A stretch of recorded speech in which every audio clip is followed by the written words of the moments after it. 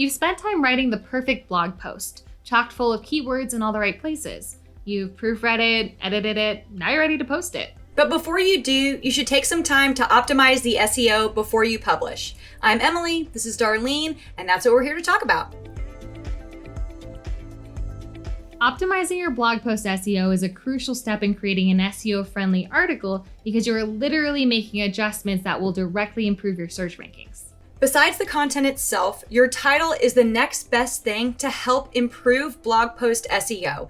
It's important to include a keyword in the title, preferably at the beginning. Since the title is prominently displayed in search results, it's key that you write an enticing title that perpetuates click-throughs from searchers. A higher click-through rate is another way for Google to indicate which result is most valuable. So the more traffic you can generate from organic search, the higher your result will rise. The URL is another overlooked element of your article that can easily improve your search rankings.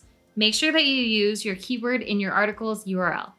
If you're using WordPress, the default permalink doesn't allow you to add keywords, so you'll have to adjust the permalink structure to let you customize per post. Another thing you can do to optimize your post is to add supporting images and multimedia to your article.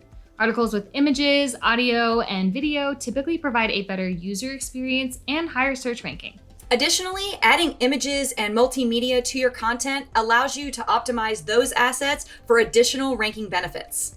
For instance, you can add alt text to your images, which helps search engines understand the context of that image. In addition to giving Google and other search engines context about your images, alt text also shows when users hover their mouse over an image. Screen readers read your alt text to users, and alt text also shows when there's an issue rendering your image in the browser. Furthermore, your images can actually rank for image searches in search engines, which can generate traffic itself.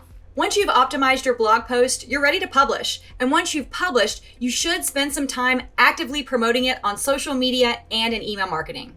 I'm Darlene. This is Emily. Thanks for watching.